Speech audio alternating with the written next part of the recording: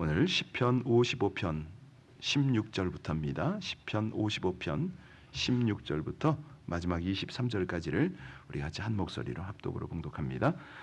나는 하나님께 부르짖으리니 여호와께서 나를 구원하시리로다. 저녁과 아침과 정오에 내가 근심하여 탄식하리니 여호와께서 내 소리를 들으시리로다. 나를 대적하는 자 많더니 나를 치는 전쟁에서 그가 내 생명을 구원하사 평안하게 하셨도다. 옛부터 계시는 하나님이 들으시고 그들을 낮추시리이다. 그들은 변하지 아니하며 하나님을 경외하지 아니함이니이다. 그는 손을 들어 자기와 화목한 자를 치고 그의 언약을 배반하였도다. 그의 입은 우유기름보다 미끄러우나 그의 마음은 전쟁이요 그의 말은 기름보다 유하나 실상은 뽑힌 칼이로다. 내 짐을 여호와께 맡기라. 그가 너를 붙드시고 의인의 요동함을 영원히 허락하지 아니하시리로다. 하나님이여 주께서 그들로 파멸의 웅덩이에 빠지게 하시리로다. 피를 흘리게 하며 속이는 자들은 그들의 날의 반도 살지 못할 것이나 나는 주를 의지하리이다. 아멘. 어제부터 우리 55편을 통해서 계속해서 다윗의 고백, 탄식이죠. 정말 눈물의 기도를 지금 우리가 보고 있습니다. 이 다윗이 얼마나 큰 짐이 있었느냐, 너무 괴로워서 탄식을 하면서 그렇게 고백을 했습니다. 오늘 선제 시작이 바로 그렇게 됐는데요. 이 본문을 잠깐 묵상하면서 그런 생각을 했습니다. 이 다윗의 탄식이 사역자들, 특히 선교사들에게 연결이 되고 있는데 그 마음이 하나님의 마음이 아닌가 이런 생각을 했습니다. 요즘에 우리 미얀마의 김영민 선교사가 얼마 전에 긴급한 기도 제목을 또 보냈었거든요. 아시다시피 그 그유나 공동체는 대밭을, 그 산속에 귀신 나오는 밭을, 그거를 헐갑에 사서 우리 청소년들과 함께, 특별히 대부분 여자아이들이에요. 우리 자매들의 평균 연령이 10대입니다. 그들과 함께 그 대나무 밭을 다 잘라내고 대나무 뿌리를 뽑고 거기에 털을 놓고 집을 세웠어요. 그러니까 뭐 소위 한국이나 미국 같은 데에서 10대 애들한테 이런 걸 시킨다? 될까요? 예. 그러니까 그들의 눈물과 땀과 기도가 거기에 고스란히 녹아 있잖아요. 완전히 헌신되어진 아름다운 하나님의 공동체인데 내전 때문에 이게 무사하지 않네요. 언제 군대 징발이 될지를 모릅니다. 더 심각한 거는 군인으로 끌어가니까 이게 공동체가 존립이 안 되잖아요. 그래서 우리들에게 계속 기도 제목을 보냈고, 최근에는 장소도 징발의 위험이 있지만은 거기 있는 우리 공동체 아이들이 군대로 끌려가게 생겼는데 피신을 시켜야 되는데 신분이 없는 거예요. 이게 한두 가지 어려운 게 아닙니다. 그래서 야밤에 산길로 해서 애들을 피신을 시키고, 그나마도 이제 너무 다급하니까 선교사님이 아이들을 데리고 태국으로 넘어갔습니다. 뭐 당신이야 여권이 있으니까 되지요. 근데 아이들이 뭐 그런 게 되나요? 여러분 왜 이렇게 해야 됩니까? 그러니까 군에 끌려가서 그 같은 나라 민족끼리 또 싸워서 피를 흘리고, 이게 다 의미가 없는 그런 것들을 알고 내다보고 하는 거 아닙니까? 오늘 다윗의 배경이 비슷해요. 다윗이 그동안 뭐 자기도 수많은 피를 흘렸지만 이게 지금 동족끼리 피를 흘리고, 어제도 우리가 나눴지만은 예루살렘 도성을 쳐다보니까 이게 뭐 피비린내 나죠. 뭐 온갖 건달들이, 군인들이 난리를 치잖아요. 그러니까 애매한 백성들만 피해를 입고 있습니다. 사기를 치고 약탈을 하고, 이 모습을 보면서 오늘 이 탄식을 하고 있는 거죠. 자, 우리 같이 오늘 본문을 조금 더 보겠습니다. 우리 같이 16, 17절 같이 다시 읽습니다. 나는 하나님께 부르짖으니 여호와께서 나를 구원하시리로다. 저녁과 아침과 정오에 내가 근심하여 탄식하리니 여호와께서 내 소리를. 자, 어제도 우리가 나눴지만요, 저녁, 아침, 정오는 히브리 사람들이 하루 3번 기도하는 시간이라고 말씀드렸죠. 그런데 이 기도 시간과 더불어서 하루 종일 탄식이 난답니다. 이거는 이 탄식 속에 탈출구가 부르짖는 것밖에 없잖아요. 하나님께서 너는 내게 부르짖으라 이 말씀을 하신 것을 다윗이 기억해냈겠죠. 하나님께 부르짖습니다. 이건 뭐 그냥 소곤소곤 조용조용 이렇게 말하는 게 아니고 그냥 애끓는 심정을 토로하는 거잖아요. 이 절규 함성에 가깝습니다. 고통이 너무 심하니까 견딜 수 없어서 이랬다. 사실 이 부분은요, 정말 부러운 부분입니다. 너무 힘들고 탄식이 되면 이게요, 소리도 잘 안 나오는 그런 상황을 저는 경험을 했기 때문에 이 다윗이 참 도전이 됩니다. 여러분, 유다 나라의 왕이 몇 명입니까? 40명이거든요. 하나님께서 이 40명의 왕 중에 특별히 다윗을 사랑했습니다. 귀하게 여기셨죠. 다윗이 필요한 건 무엇이든 다 주셨다. 우리가 다윗의 별도 나누고 다 그랬지 않습니까? 아니, 오죽하면 예수님이 지나가는데 다윗의 자손 예수예요. 아브라함과 마태복음 첫 장에 그거잖아요. 아브라함과 다윗의 자손 예수 그리스도의 세계라. 기가 막힌 거예요. 성경에서 제일 이름이 많이 나오는 다윗. 그 귀한 하나님의 사랑 받고 영광 누린 그가 아침과 정오와 저녁에 너무 고통스러워서 탄식하고 부르짖는다. 자, 그러면 우리 같은 사람은 도대체 어떻게 살라는 거냐? 뭐 이렇게 연결이 되죠. 그런데 다윗이 왜 이렇게 고통스러워했다고 그랬습니까? 짐 때문에. 어떤 짐이요? 통치자의 짐입니다. 너무 무겁습니다. 아니, 하나님의 마음으로 이 땅의 백성들을 섬겨야겠는데, 하나님의 나라를 확장시켜야겠는데, 이게 마음대로 되는 거 아닙니다. 마지막 노년에 지금 말년에 이르러서 지금 자식과 부하의 배반을 받았으니 이게 얼마나 어렵겠습니까? 사실요, 통치자란 많은 부담을 가지고 있지요. 아무리 김정은이라 하더라도 엊그저께 보니까 어떤 뉴스인가 잠깐 보니까요, 시골에 내려가서 지방 개발에 소홀했던 것을 여러분 앞에 사죄합니다. 뭐 이런 식의 메시지를 하는 걸 봤습니다. 독재자도 그런데 하물며 이 다윗은 얼마나 더했겠습니까? 아마도요, 지금 이 상황, 이 쿠데타가 일어나고 자기 백성들이 죽는 모습을 보면서 자기가 행했던 일들을 성찰하고 있을 겁니다. 그렇죠? 사실요, 하나님께서 왜 다윗에게 당신의 성전 짓는 걸 허락하지 않으셨죠? 그 손에 뭐가 많아서? 그렇습니다. 그러니까 자기 그 땅 백성들의 유린당하고 피 흘리고 이 모습을 보면서 자기가 전쟁터에 나가서 피 흘리게 했던 이런 것들을 떠올리지 않았겠습니까? 여러분, 다윗이 얼마나 죽였다고요? 사울은 천천히요. 다윗은? 그렇죠. 예. 아니, 사람 죽인다는 게 쉬운 일입니까? 그러니까 이게 통치자가 되니까 어쩔 수 없이 명령을 해야 되고, 뭐 자기도 죽이고 부하를 시켜서 죽이고. 그러니까 이 모든 날들을 돌아보며 얼마나 지금 짐이 되었겠습니까? 이게 통치자의 짐은 보통 짐이 아닙니다. 이게 뭐 통치자만 그렇겠습니까? 이제 시편 55편 다음 56편을 보면요, 다윗이 무슨 말을 하냐면 나의 눈물을 주의 병에 담으소서. 하도 많이 흘려서 병으로 가득하다는 거예요. 여러분, 아니 왕이 이렇게 눈물을 흘린다? 이해가 되세요? 이 눈물병 이거를 예전에 한번 경험을 한 적이 있습니다.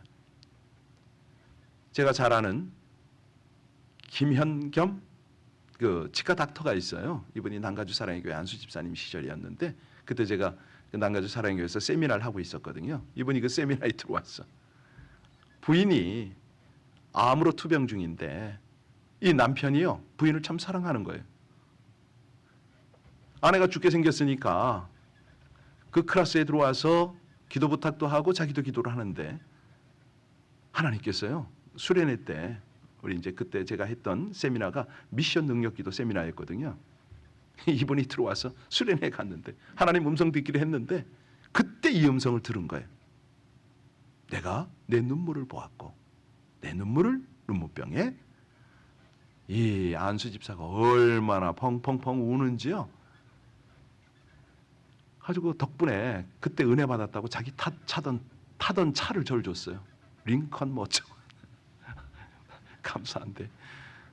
아니 이야기의 핵심은 그겁니다. 그렇게 마음 졸이고 아픈 아내의 회복을 위한 부담을 안는 기도. 그 때문에 그 부인이 나았어요. 하나님의 기적적인 치유를 이루셨는데요. 여기 사실 다윗이요. 만약에 왕이 안 되었으면 어땠을까요? 그는 계속 그렇죠. 양치기를 했겠죠. 아마 별 문제 없이 그렇게 무난하게 살 수가 있었을 겁니다.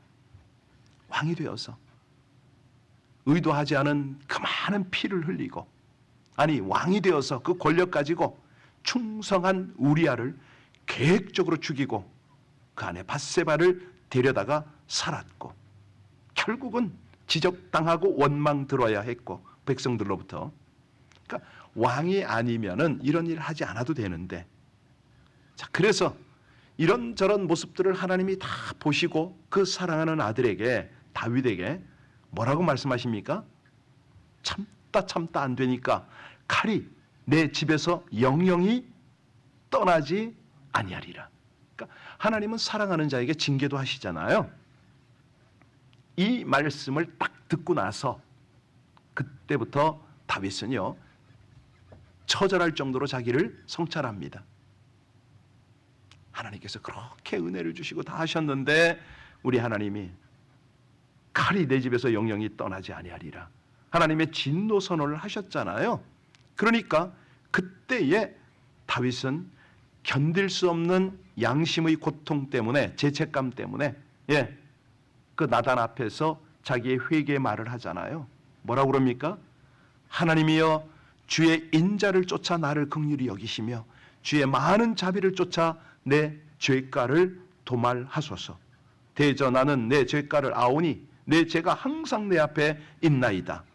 그러니까 하나님 내가 하나님께서 왕의 자리에 올려놓으셨는데 이 자리에서 내가 죄만 짓고 있네요. 이 고백을 한 거예요. 나를 좀 구원해달라고. 나를 구원해달라고. 그러니까 이 다윗의 영성이 바로 요겁니다. 제가 그렇게 부러워하는 영성이요. 이 죄의 중압감을 깨달아요. 그리고 하나님께 나아가서 이거를 좀 하나님 해결해달라고. 오늘 본문을 보면 다윗은 나를 대적하는 자가 많다. 지금 이 고백을 했잖아요. 그러니까 그의 대적이 누구라고 그랬습니까? 아히도벨, 자식, 배반한 무리들 뭐 그런 거 아니겠어요. 이런 고백을 다윗이 할 때 사실 저와 여러분이 지금 보는 건 뭡니까? 아 그렇구나. 이 신앙이 깊으면 깊을수록 하나님 앞에서 자신을 점검할 줄 아는 거구나. 그러니까 이 대적을 하나님께서 보내신 거를 아는 거죠. 그래서 대적은요. 여기 그 충성스러운 아히도벨.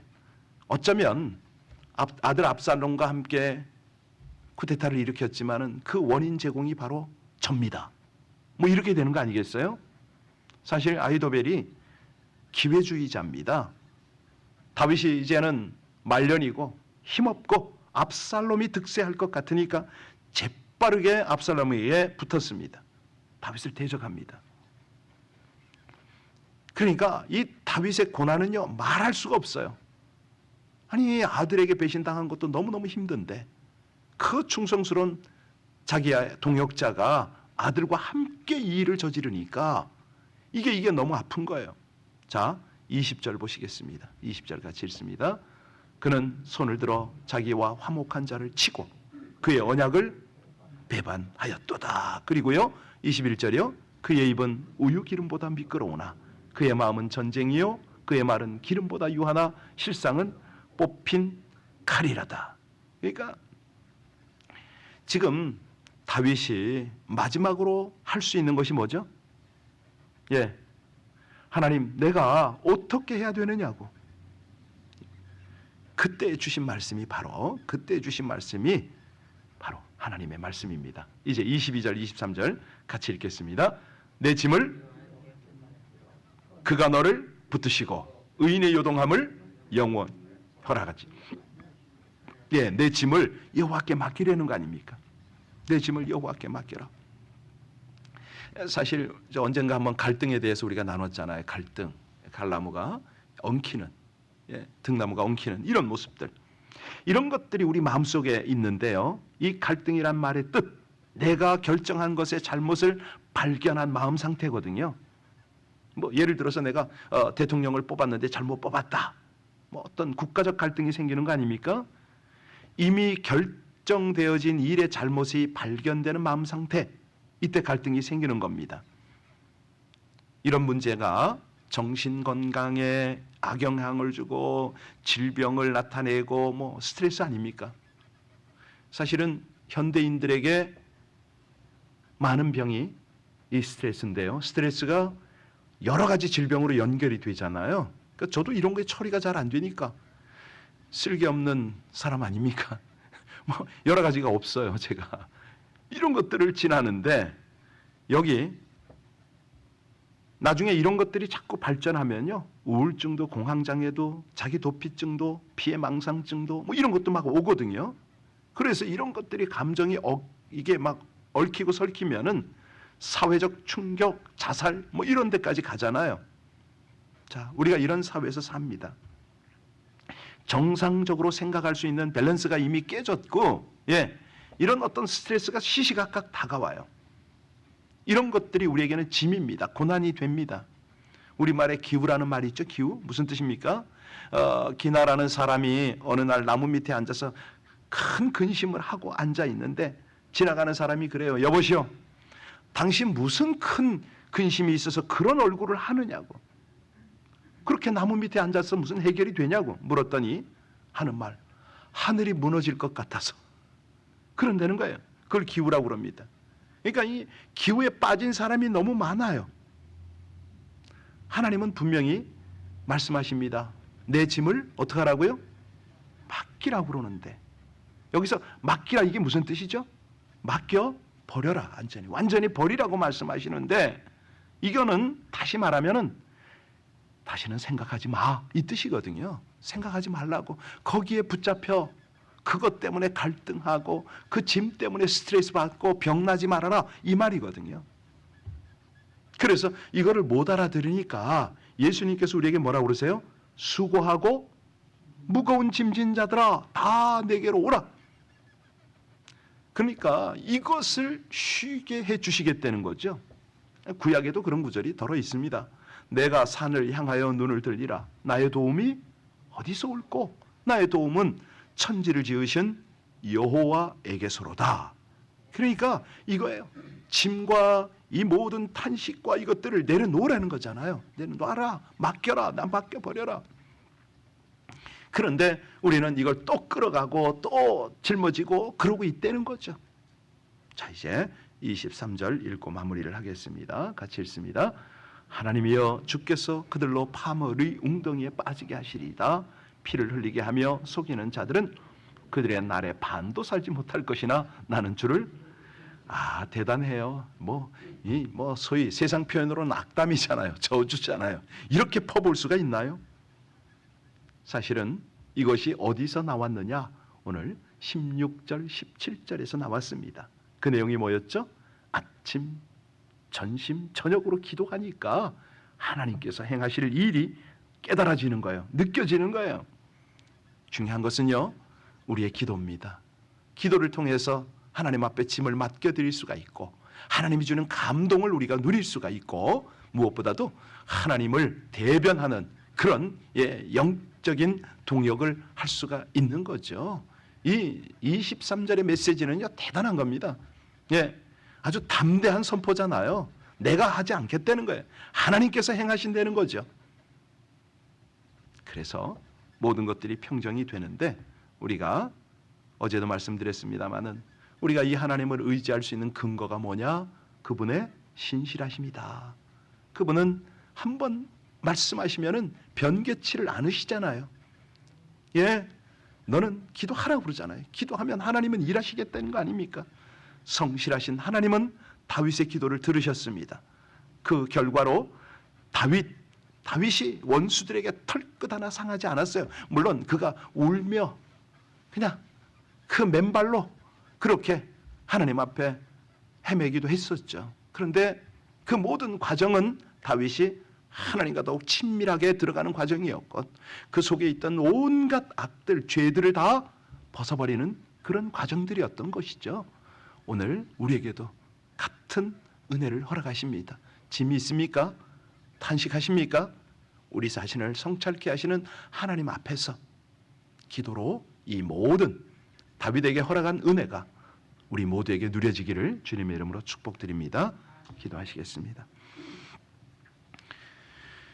염려와 근심 중에 더욱 하나님께 집중하여 교훈과 인도를 받도록 하시는 아버지 하나님, 비방과 배신을 당할 때 인생의 모든 문제를 하나님께 맡겨드린다고 하면서도 쉽게 내려지 못함을 고백합니다. 또한 저희 역시 주님과 이웃에게 배반하고 또 그렇게 비방하고 배신했던 그런 과거들을 회개하며 주님 앞에 은혜를 간절히 구합니다. 오직 주님께 부르짖고 맡길 때 길이 열리고 해결됨을 깨닫게 하시오니 염려와 근심과 인생의 모든 짐을 하나님께 맡기며 참 평안을 누리고 하나님이 일하심을 보며 살아가게 하여 주옵소서. 주 안에서 모든 괴로움과 탄식의 짐을 맡기는 흔들리지 않는 믿음으로 거룩한 백성의 의무를 감당하기를 간절히 간구할 때에 치유와 회복과 권능으로 응답하시는 예수님 이름으로 기도하옵나이다. 아멘.